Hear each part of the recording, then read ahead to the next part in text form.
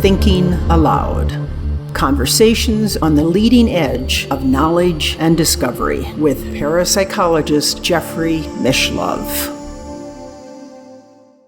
Hello and welcome. I'm Jeffrey Mishlove. Today we'll be exploring contemporary witchcraft and shamanism. My guest is Angela Puca, who is a doctoral researcher in the Department of Religious Studies at Leeds Trinity University in the United Kingdom.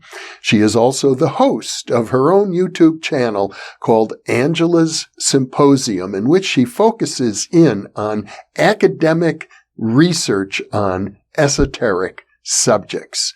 This is an internet interview, and now I'll switch over to the internet video. Welcome, Angela. It's a pleasure to be with you.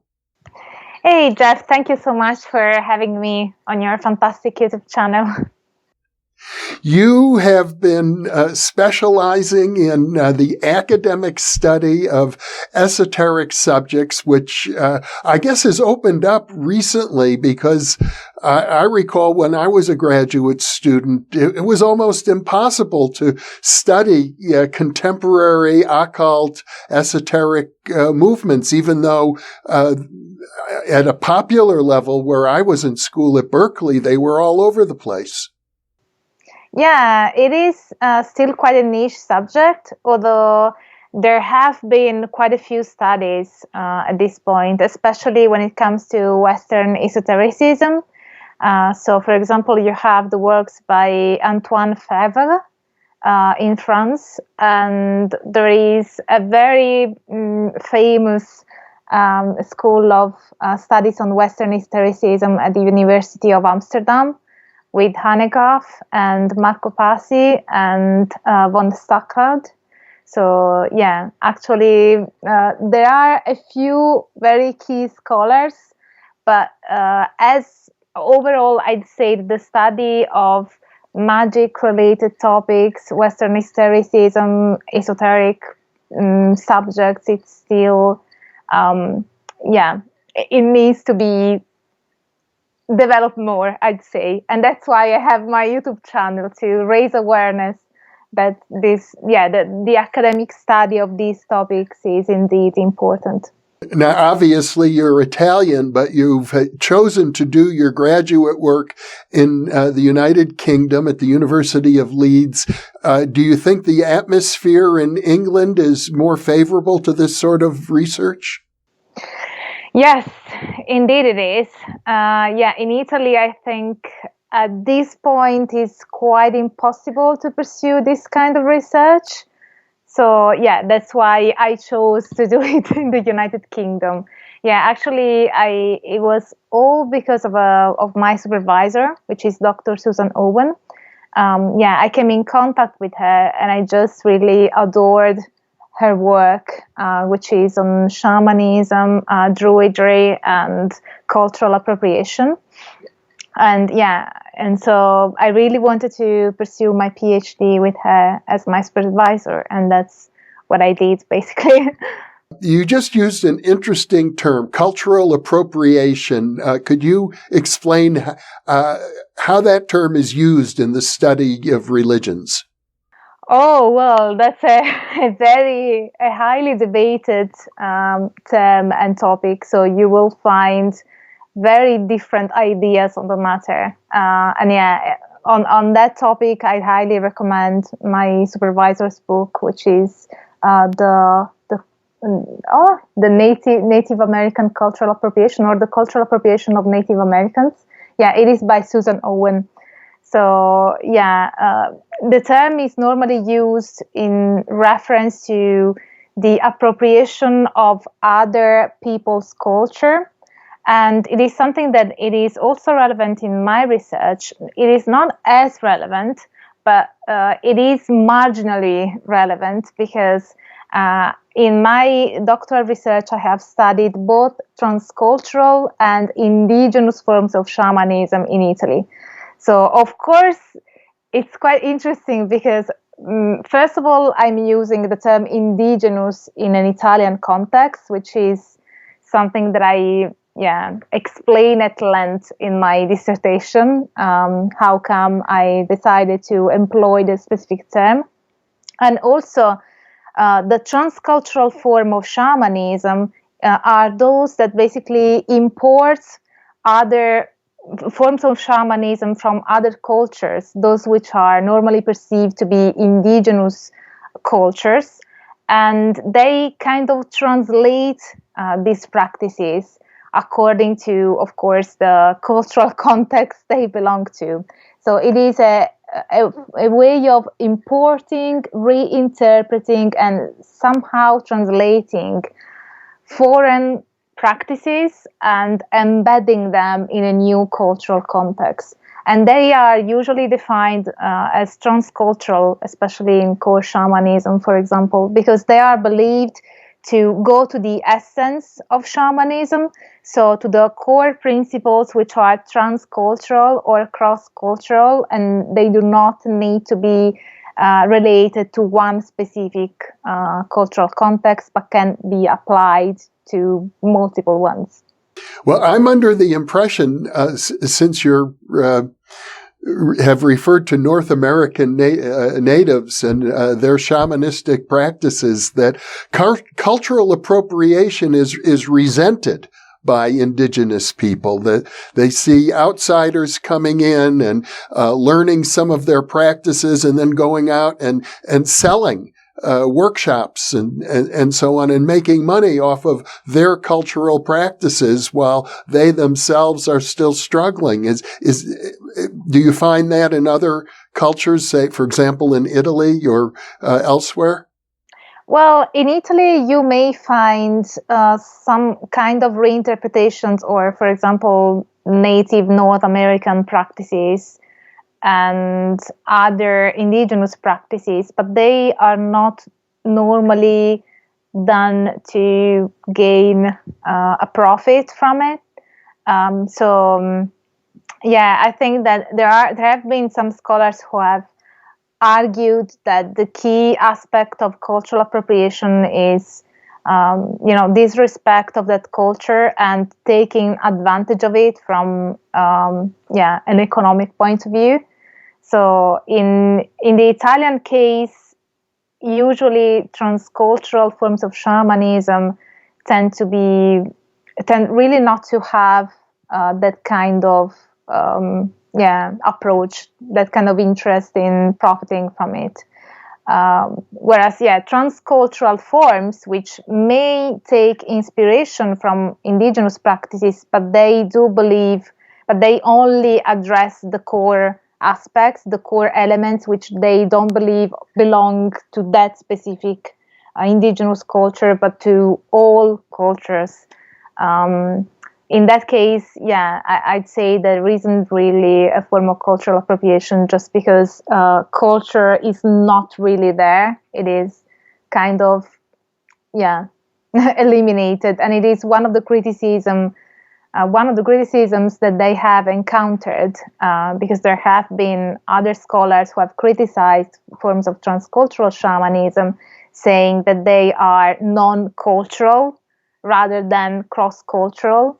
And so it is still an open debate, but because those who are in favor of them say, no, it's because we go to the essence, and the essential practices are actually, they go beyond the cultural belonging. They belong to humankind. And then you have the other party who says, no, because you cannot really have a practice, you cannot understand the practice or even pursue a specific practice unless you embed it into a specific cultural context and into a tradition. So you have these both takes on the topic, which is interesting, I'd say.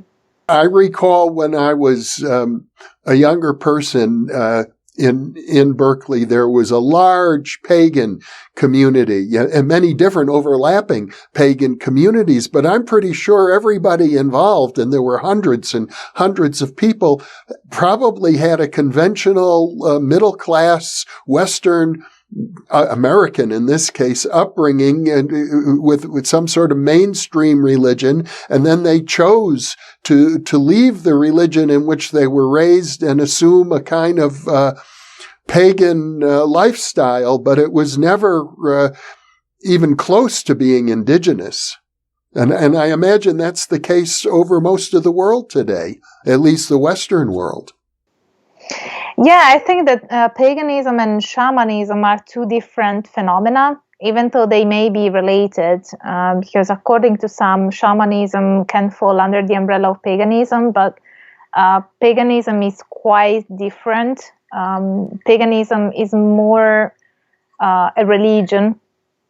Of course, that may be debated as well, because you will find pagans who say it's not a religion and other pagans who say it is a religion.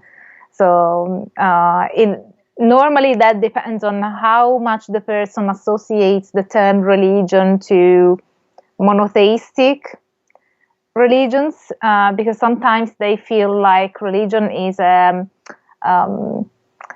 can I put it, like a constraining kind of label, which is a constraint. And that is when you ask them, how come do you think that, they tend to describe to you a monotheistic religion. But yeah, there have been quite a few scholars in the past decade who have argued for the term religion to be sort of not linked as much anymore to those specific religions, but just to different religious phenomena who are not necessarily of the monotheistic kind. Many years ago, I interviewed Michael Harner. I've even been in touch with him relatively recently.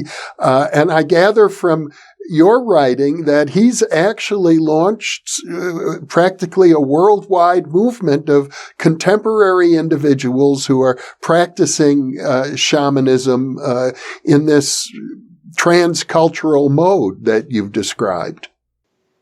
Yes, Michael Harner was pretty key in the spreading of shamanism in the Western world. I'd say that he and Carlos Castaneda are the two key figures here in the popularization of shamanism in the Western world. Because while Carlos Castaneda has sort of given a model for the Westerner to associate himself or herself to, which is the model of a Westerner rational person who encounters very different and perhaps not as rationalistic as a Westerner may think practices. And there is this encounter between these two worlds, and somehow Castaneda has given us the opportunity to see how these two words can relate, and the person can still maintain their foothold in our Western ways of perceiving the world. So I'd say that Carlos Castaneda has given us the framework, the cultural framework and the theoretical framework for a Westerner with a specific positivistic, rationalistic mindset to enter in contact with indigenous practices, which are very outside of the box for the way we think, with the way we have been thinking after the Enlightenment. And Michael Harner has given Europe and the Western world in general, especially the United States actually at first, and then it moved on to the rest of the other Western countries. Michael Harner and core shamanism have provided Westerners with techniques, practical techniques for them to implement and say, okay, even though I was not born in an indigenous context, I can still practice shamanism because those techniques are cross-cultural, and I can enter into a shamanic journey just from my living room, basically, by applying those techniques. And also he has given Westerners the opportunity to pursue the shamanic journey and shamanic practices, even without the use of entheogens, because he explains that you can enter an altered state of consciousness even without the use of psychotropic drugs, just by using the monotonous sound of drums and rattles. And so, yeah, I'd say that whereas in Castaneda, you do have the use of psychotropic drugs. And yeah, I'd say that Michael Harner was really practical in how he affected, through his tradition, of course, shamanism, and how he opened the doors for Westerners to experience these kind of practices, which would have been otherwise perceived as very far from our way of doing and thinking. In both of these cases, with Michael Harner and Carlos Castaneda, you have examples of individuals who came out of the scholarly world and essentially launched contemporary religious movements. You also point out that in the case of Wicca, Gerald Gardner, who was a scholar, founded what has become a contemporary religious movement.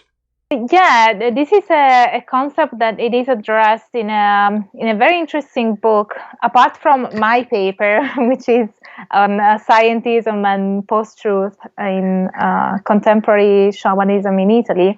There is a very interesting book on this, which is called The Scientification of Religion by von Stackhart. I hope I'm pronouncing it correctly.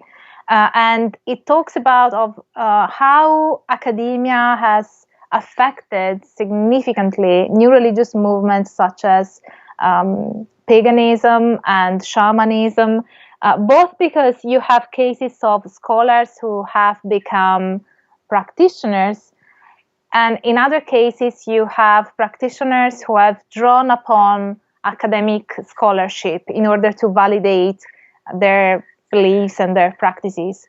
So I'd say that, for example, Gardner was not a scholar in terms of an academic scholar, but he was using Margaret Murray to justify and validate his beliefs, to say that there was this tradition of witchcraft which had been going on since the ancient times and still existed at that point. And there was a horn god which was demonized by Christianity and all these kind of things. These were published by what at the time was an academic publication, which was The God of the Witches by Margaret Murray, which was then later disproved quite massively by other scholars, like, for example, Ronald Hutton. So now nobody in the academic world thinks that that kind of scholarship, which is quite outdated as well. So of course, even the methodology and the access they had to information was limited. But what is relevant here is not how accurate Margaret Murray's works were, but how impactful the fact that an academic had published that specific things and those specific information was to the birth of Wicca as a religion, basically. So yeah, that is interesting. And also Carlos Castaneda was a PhD student at the UCLA in the United States, and he actually only completed his PhD. He didn't pursue the academic career afterwards, whereas Michael Harner, we may say, was more of a proper academic in that after his PhD he has published quite a lot, and also he had been teaching in universities for decades, I think. Yeah. It seems to me that the situation is that there are many people of Western middle-class backgrounds who are seeking a different kind of spiritual path. And if they don't have direct access to a lineage that is authentic and has indigenous roots, then they seek justification or appropriation from academic sources, even if those sources turn out to be faulty? I think that is kind of the way we work as Westerners ingrained in our culture, because I think that when we have been trained, and I mean, we live in a world where certain things do not belong to our ontological world. So certain things don't exist in in our society. Magic doesn't exist. Spirits don't exist, and if they do, they are embedded in specific religious belief systems. But our lay society really does not encompass this kind of beliefs. So when you are a person who is somewhat an outsider to this kind of theoretical framework that we live in as belonging to this society, this post-enlightenment positivistic society, then you have to rationalize somehow in order for those practices which are believed by your culture to be not acceptable. You have to make them acceptable somehow. And of course, academia is the is the epitome of rationality for the average person. I mean, to the average person, academia is the epitome of science and rationalism. And so, what better way to justify and incorporate in your theoretical understanding of reality certain practices which wouldn't otherwise be considered acceptable, if not by kind of employing this kind of way. I guess that is one of the reasons as to why people tend to kind of have in high regards what academics say, especially with shamanism and paganism and esoteric practices. I'd say that the community of practitioners tends to care very much about the academic study of these subjects. I guess because they want to kind of prove to the world and to themselves that they are not crazy just because they are doing something different from what other people do and what other people believe. So in your own research, you have done several field trips in Italy looking at indigenous witchcraft practices that are really presumably ancient and long-standing and have sort of been an underground culture in Italy for many, many generations. Yes, I have. And also, I understand you found amongst these practitioners that they also looked up to you to give some sort of confirmation of what they were doing because of your academic background. Yeah, that actually happened both with the transcultural practitioners and the indigenous, autochthonous Italian practitioners. Yeah. For example, during a field work with core shamanic practitioners, we had a very intense experience on one specific night.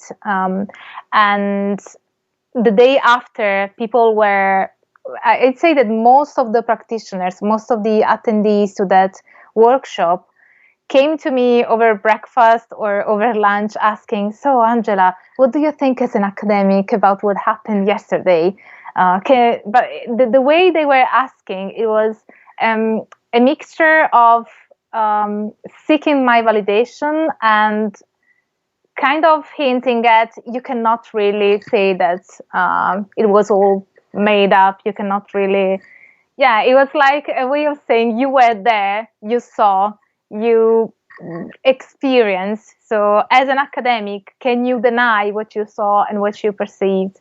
So it was like they were already convinced that what they had experienced was true. Of course, true is a very difficult term to use and to position.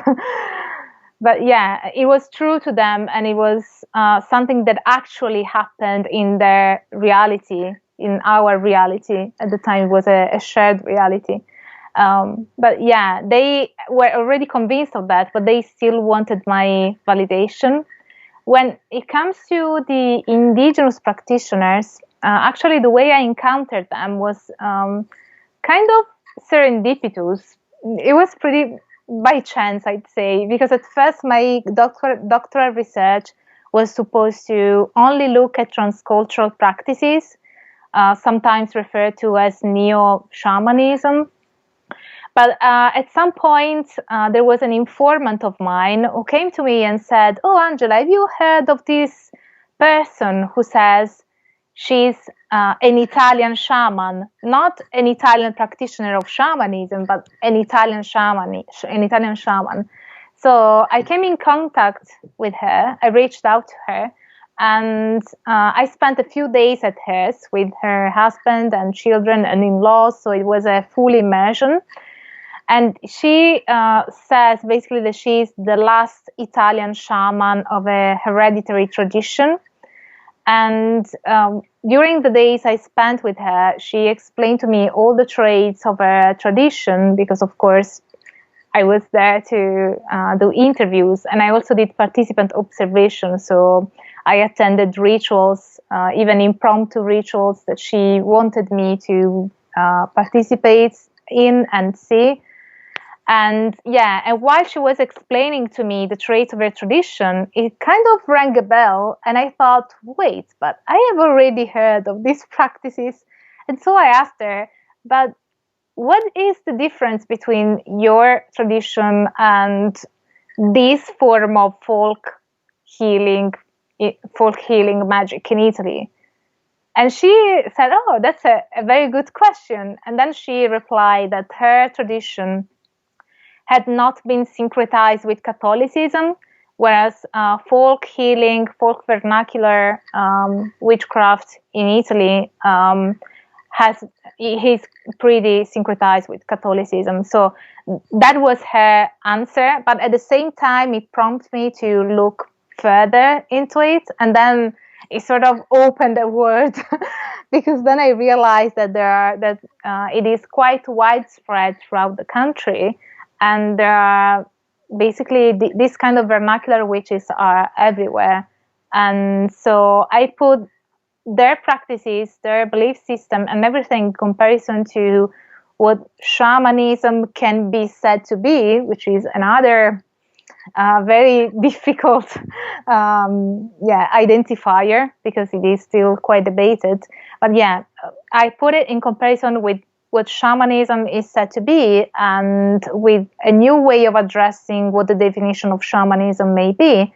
And so basically I do argue in my doctoral research that this tradition of vernacular witchcraft and vernacular healing practices in Italy are or is a form of indigenous Italian shamanism.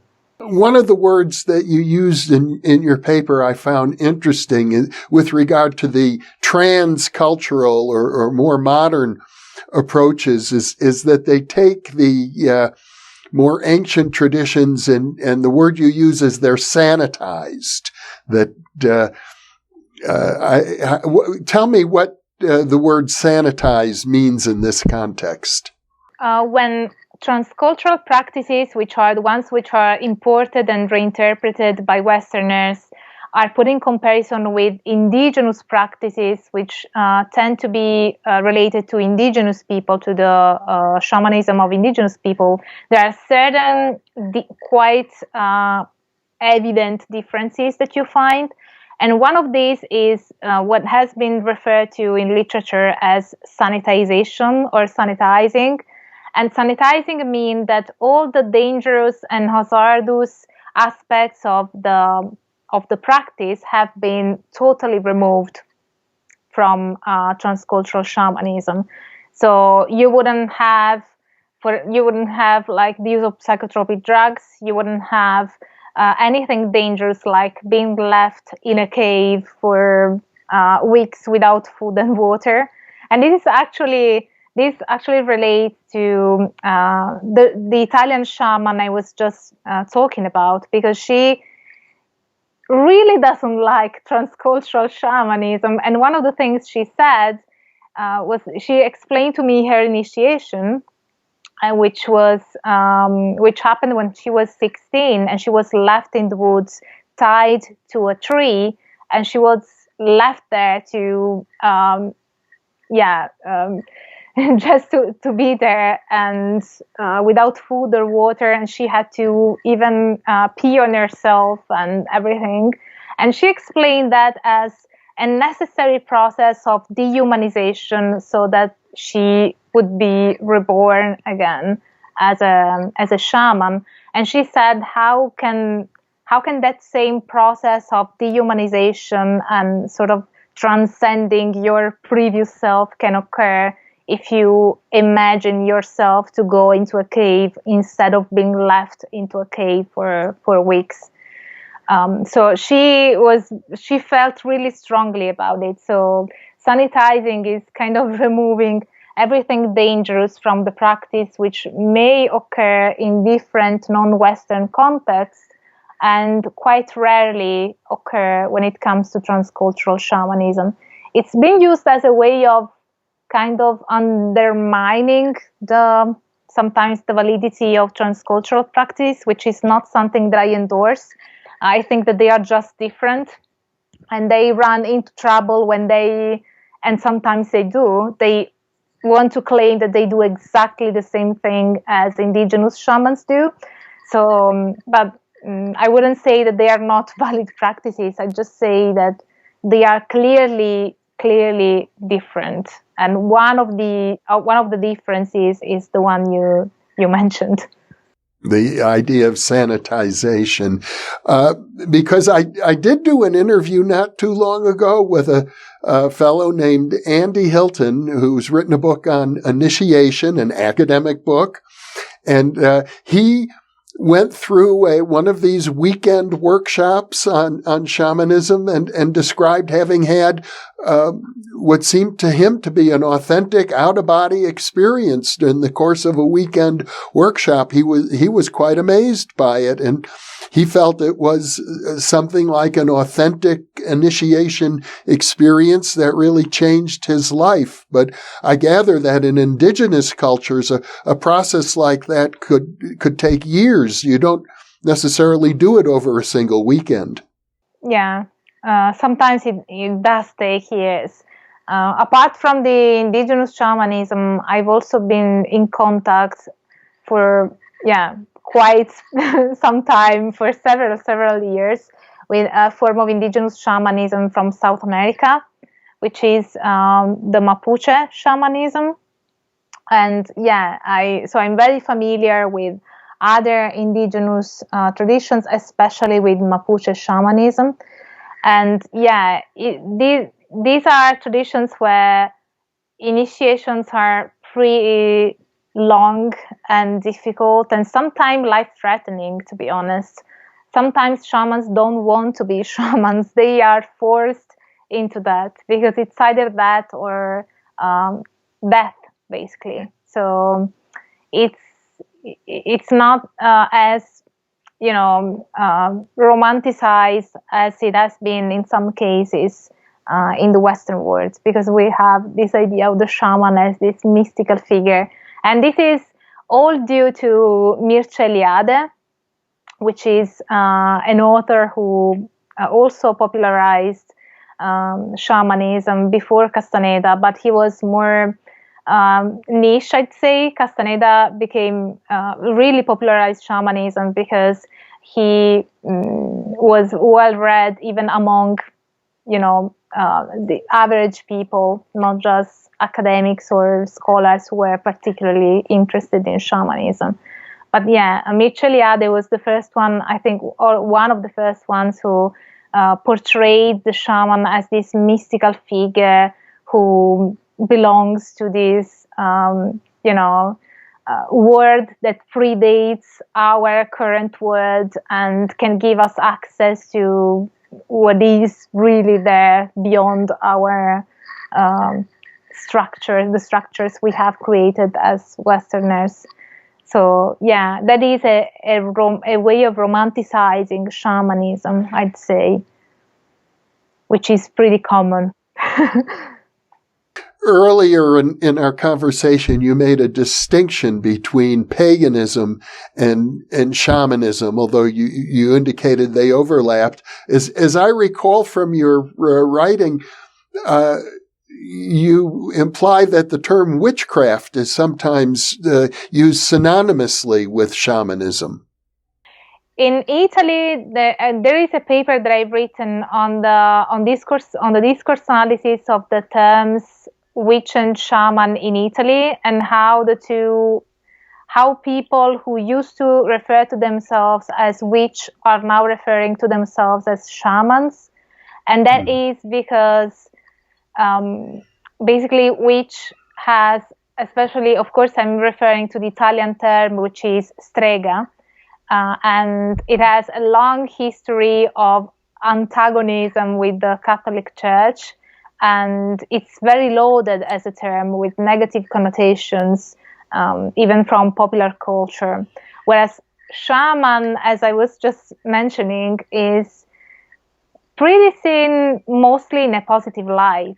I mean, there are, of course, shamans who would do, harmful forms of magic, but usually people in their imagination, the imaginary of the shaman is that of a very positive person, a person which helps the community and heals people, whereas the witch is more associated to perhaps, evil magic and binding spells and dangerous things which may be considered threatening to people.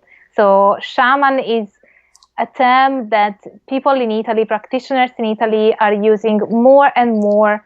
And they prefer it to witch for this reason, basically, because it is better received. I think it is it's a similar process to what happened with Wicca.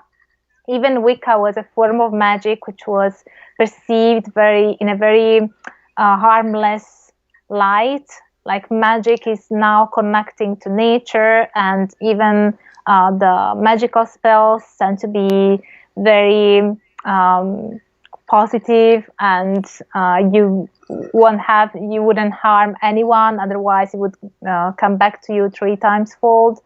And all this kind of way of portraying witchcraft and magic really helped Wicca to become popular, and also helped practitioners of magic to be accepted and understood by a society which before Wicca only thought of witchcraft as something evil and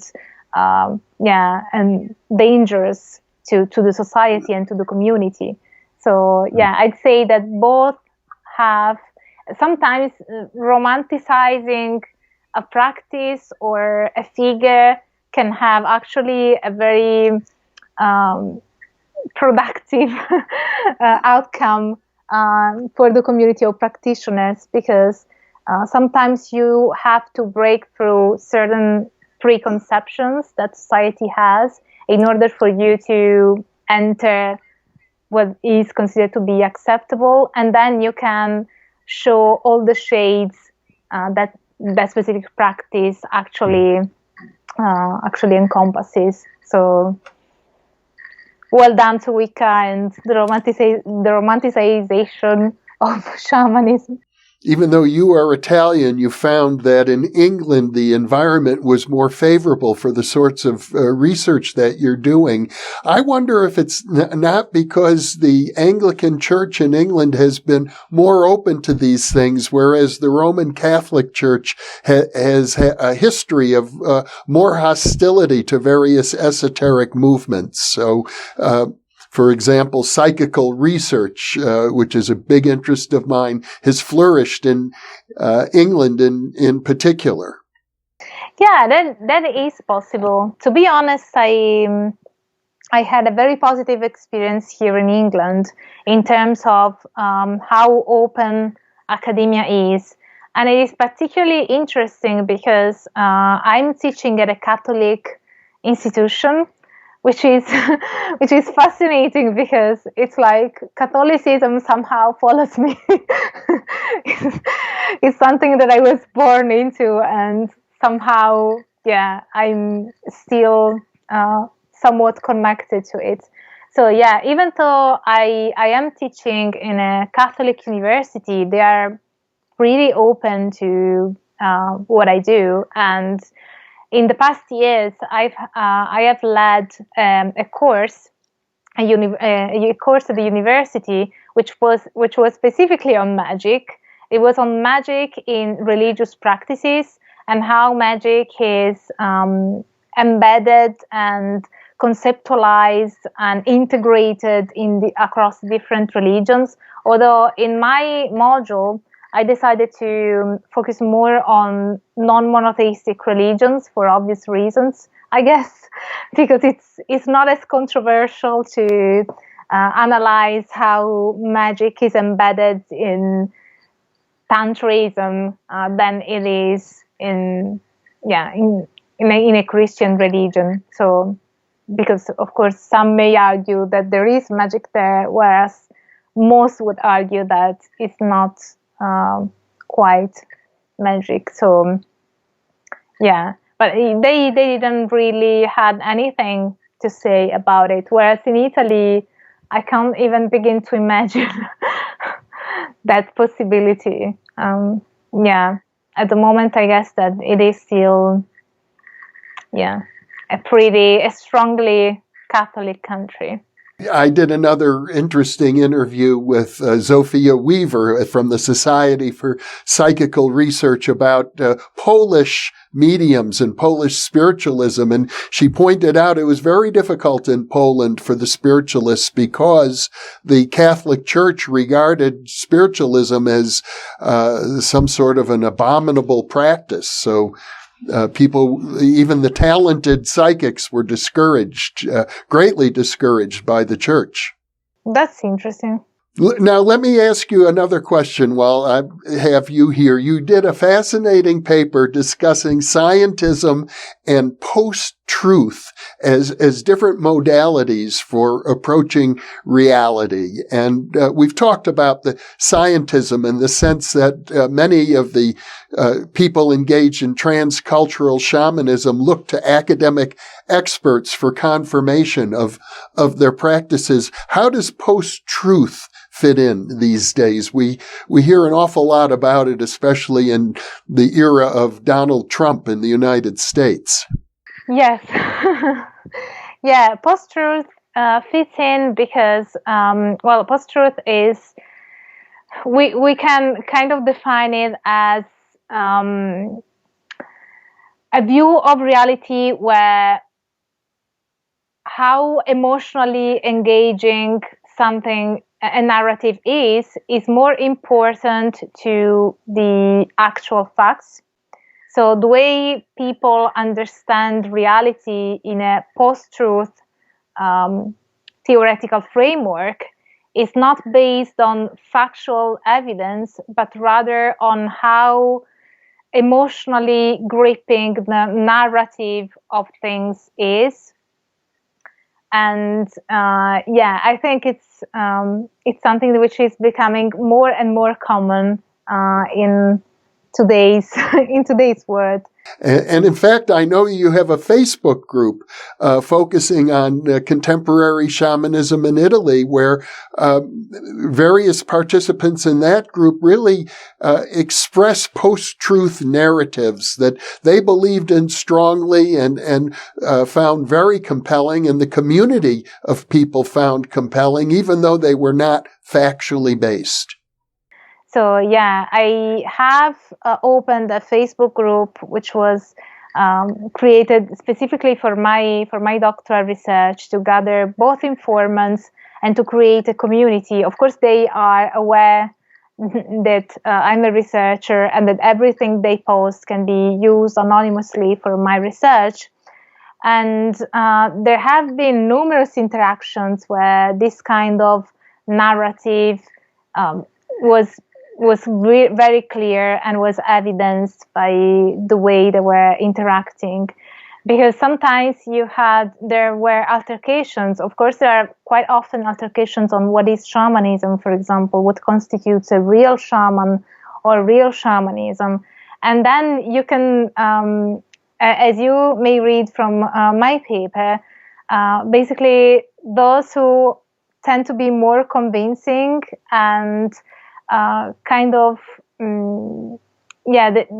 those who tend to be more driven by emotion and try to create a more interesting narrative tend to sort of win the conversation. So the conversation is won by the most compelling narrative rather than what has been experienced in the actual lived reality by those who participate in the discussion, which is quite interesting. Now, I gather the distinction also is that from the scientific perspective, people with the most credentials who are considered experts are going to have an elite position, that their opinion counts more, whereas in the post-truth world, it's really just a question of numbers. Whatever the community is willing to go along with becomes accepted as reality. Yes, and that's why I thought it was so fascinating that there are these two theoretical strands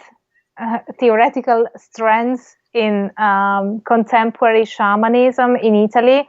Maybe they are present even outside of Italy, but of course, as my fieldwork is in Italy, I focus on that one. And yeah, it is very interesting because on one end, you have this scientific mindset where only what science says is true.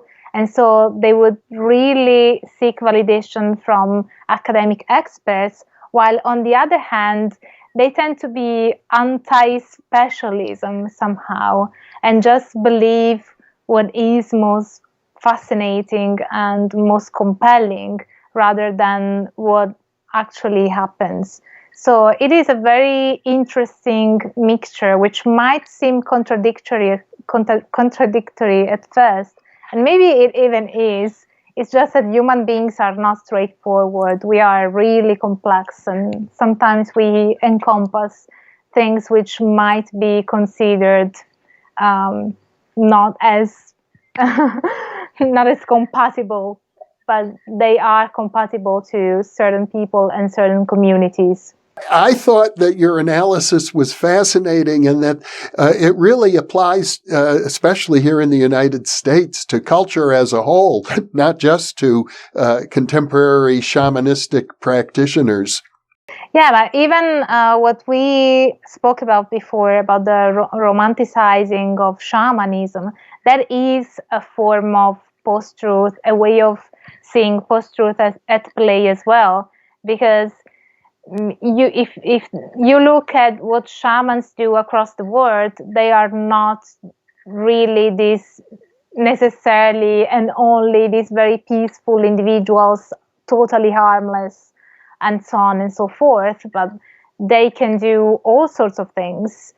Even Michael Harner reports that he paid for his training with a shotgun to the shaman. So this way of deciding at some point, either, I don't know, maybe they are not aware of these kind of aspects of shamanism, but at some point they sort of decide that the shaman and shamanism is this very peaceful and romanticized practice which is harmless and will put you in contact with the spirit world and help the community with no harm whatsoever, neither to yourself or to others. And yeah, so this is, I'd say, a post-truth element in that it is a narrative which is pleasing to the person who endorses it, but it might not necessarily reflect what the actual facts on that specific subject would say. Well, Angela Puca, this has been a very enlightening, informative discussion. I'm really happy to have had this time with you, and I'd like to encourage viewers of New Thinking Aloud to visit your YouTube channel, Angela's Symposium, where you cover the realm of esoteric culture from an academic perspective. I think there's a lot to be gained there, Angela. Thank you so much for being with me. Thank you so much, Jeff. It was a pleasure to be here and to meet you and speak to you. And for those of you viewing, thank you for being with us.